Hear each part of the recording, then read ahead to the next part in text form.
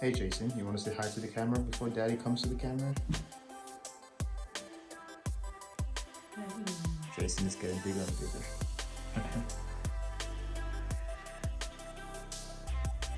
It's crazy. He's not even 3 months yet. And he's so awake, alert, big, tall, and very observant like his father.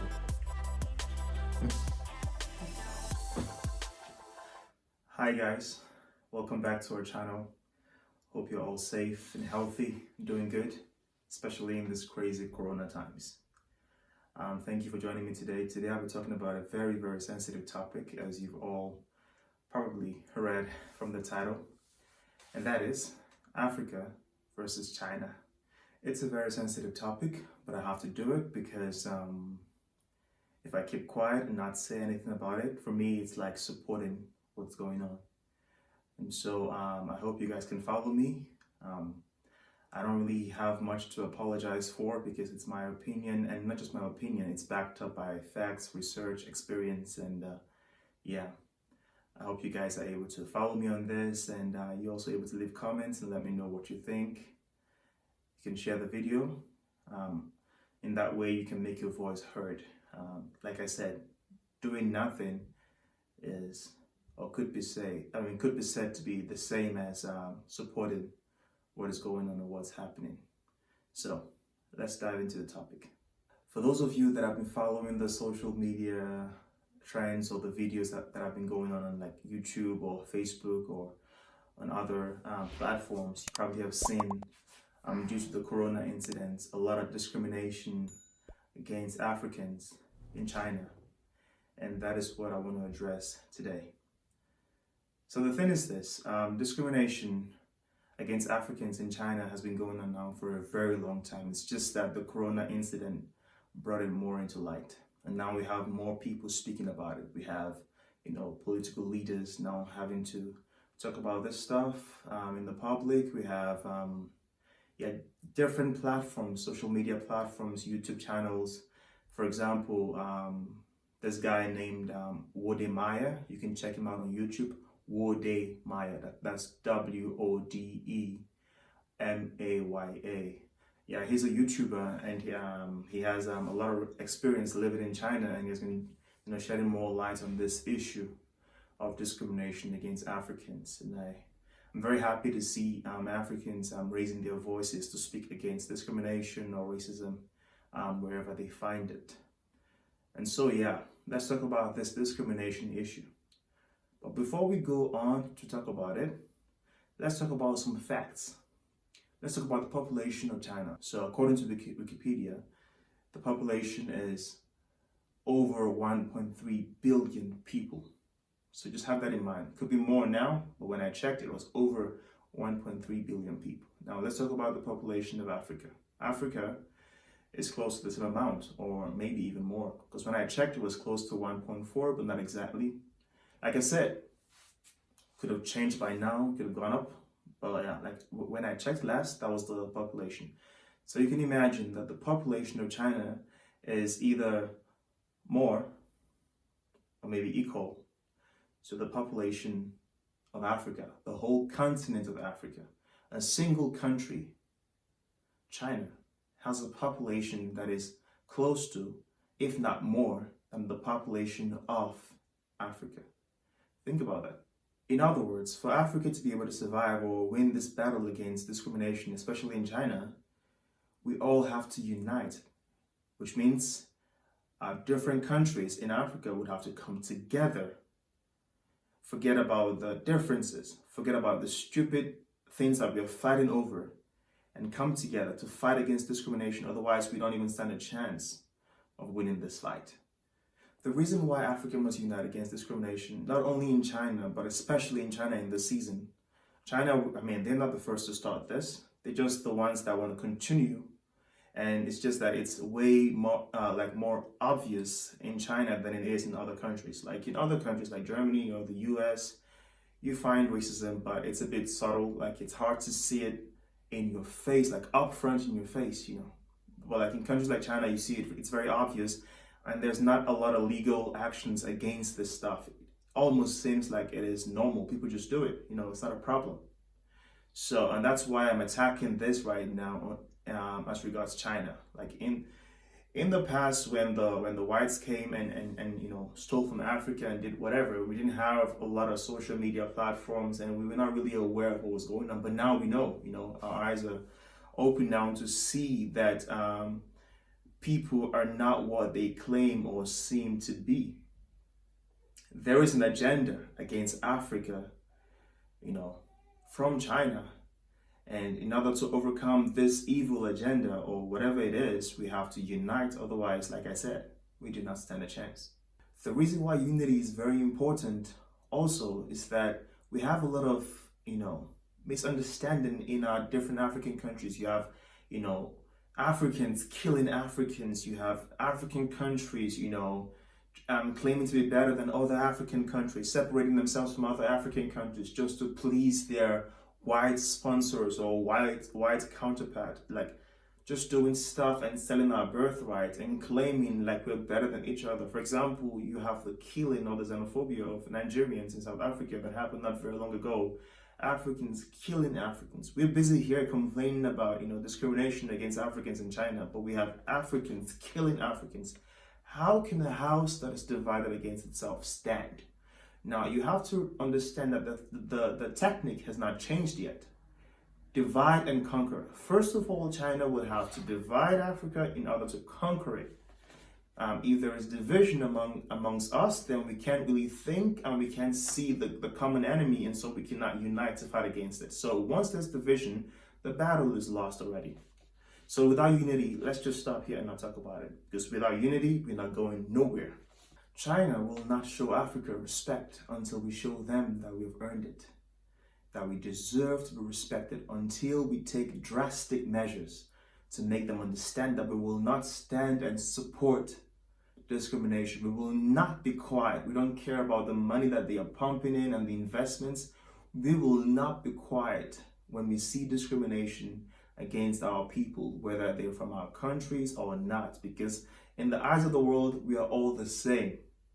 There's a negative and the positive part of this. Like in the eyes of the world, when they see an African somewhere, they don't think, oh, what country you're from. Like in Germany, they just call you Afrikaner. You're an African before you, whatever country you're from. So we need to stand together and say, we will not allow discrimination against blacks or against Africans in any country in the world, especially in China. The reality is this.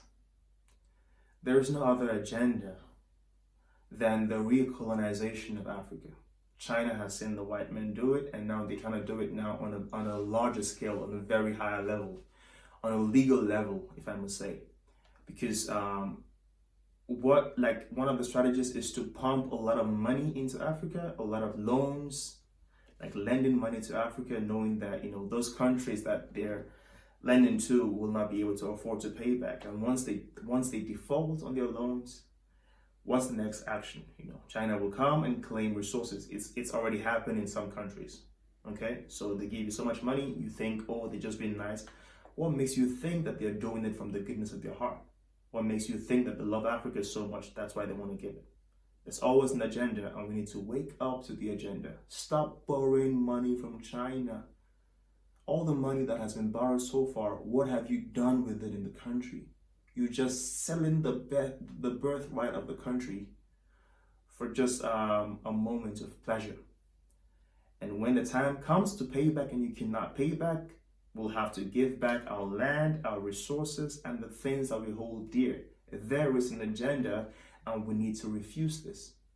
I'm very happy to see some leaders, some African leaders already refusing loans from China, because now somehow their eyes are opening to see that China doesn't mean well. They have never been our friend, and they will not be our friend until they publicly admit that there is a systematic and public and obvious racism and discrimination against Africans in China. They have to apologize for it, and they have to begin to make measures to change it. Of course, you cannot take away discrimination overnight, but you can work on it.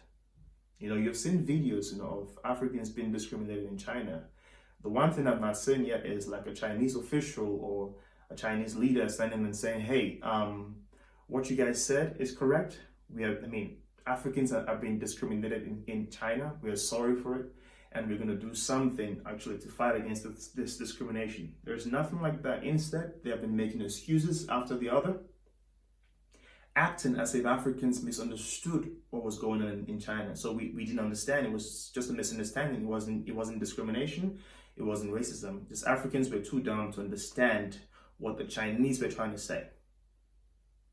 You can go online and see how Africans have been cast out of their homes, evicted for nothing, being quarantined extra, and other people being let like they're not being quarantined, but Africans are being quarantined for whatever reason. The research says that the virus comes from Wuhan, China, so I don't know why the focus is on Africans right now. They always look for an opportunity to discriminate and put down Africans, because the reality is this: they hate Africans, they're disgusted by Africans. You can see it in the commercials, the racist commercial on YouTube. Just go on YouTube and type Chinese racist commercial and you will see it, it'll pop up. A black man goes into the washing machine and comes out as a Chinese person. In other words, when he was black, he was dirty, and when he became Chinese or white, whatever their color is, he became clean. You see videos of of a Chinese museum where you have the picture of Africans close to the picture of animals. You see plays and dramas, Chinese dramas that are being aired on TV publicly.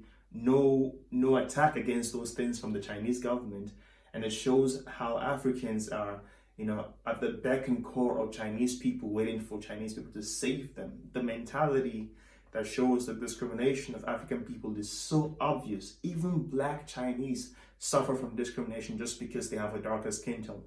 The stupidity and the ignorance to think that somebody is lesser than you because they are of a darker skin tone, it's overwhelming. Racism or colorism is so much built in the Chinese culture. It is overwhelming. It's crazy. And they're not only racist in their own country or discriminate Africans in their own countries, they do it also outside of China. I've had the experience of, living with a couple of Chinese. Like, my experience has not been good, and it'll be wrong of me to say that every Chinese person is racist. But right now, I'm trying to attack the core, the culture of racism that is not being addressed by the political leaders or by the majority of the Chinese people. And it's important that we address it. Like, they don't just discriminate Africans in China, they do it also outside of China. In Nigeria, there was a video of a Nigerian lady not being allowed into a Chinese restaurant because the workers said that only Chinese people are allowed in the restaurant in Nigeria, in Africa. If they can discriminate against Africans in Nigeria, what makes you think that they're not doing it in China? Thank God that the restaurant was closed down, because Africans will not stand and watch our people being discriminated anywhere in the world. We will say something and we will take drastic measures against all of this stuff. Imagine, you can see it almost everywhere. When China goes to a place, they buy land. To any country, they buy land because they're trying to move away their excess population to wherever they go, because they're too much. So the agenda is not to help any country. The agenda is to help themselves. So they buy land, they build businesses, and they send their own workers. They don't employ the people on ground. And even if they do, it's for some kind of stupid pay, or almost like a slave, almost like another form of slavery, whatever you do there. But majority of the companies, they do not employ the citizens of the country. They send their own workers. And they treat the people on ground, especially Africans, as second-class citizens. I've seen videos of, Chinese workers, keeping their African workers in very inhumane situations, or beating their workers, or I don't know. It's like they're trying to bring slavery back again. And we will not stand for that, and we will not accept it. It is not acceptable no matter what. We don't care who you are. We don't care what your business is. We don't care how much money you invest in. We will not stand for discrimination and racism against Africans or blacks anywhere. We need to come together and show the world that we're not inferior to anybody. Likewise, we're not superior to anybody. We're all equal, and we demand and we deserve the respect that has been shown to any other person, any other color, any other race. We have Africans all over the world doing great things. There's nothing special about your color. Nothing. Nothing special about your color. You have a privilege to be born whatever color you are. You have a privilege to be born into whatever country you're born in. You had no choice in deciding where you were born or in what skin you were born in. So what makes you think that makes you better than other people? What makes you better is the content of your heart or in your mind, not what you see on the outside. And so it is so ignorant to think that one race or one, color is better than the other just because they're lighter. Makes no sense. In the past, we had Egyptians taking slaves. Like the slaves that they took, they were not black. They were mostly white or brown or whatever color they were at that time. So blacks were not the first to come into slavery. In those days, civilization was very big and huge in Egypt. And Egypt, we are Africans, like not light-skinned Africans, but dark Africans. So to think that because now the whites are a bit more civilized, whatever that means, to think that makes them special, or to think that Asians, because now they have more businesses, or they're big or very known over the world, or because they're light-skinned, to think that makes you better shows how ignorant you are. No matter what knowledge you have, no matter what school you've gone to, and Africans will not stand for it, blacks will not watch it.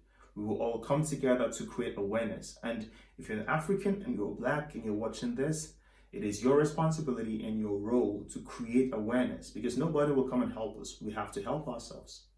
Africa is a very religious continent. We've been praying and fasting and whatever, but there are things that God will not do for us. There are things we need to do for ourselves. We need to come together and invest in Africa. We need to begin a trade within Africans. We need to begin to, bring jobs into Africa. We need to invest in ourselves.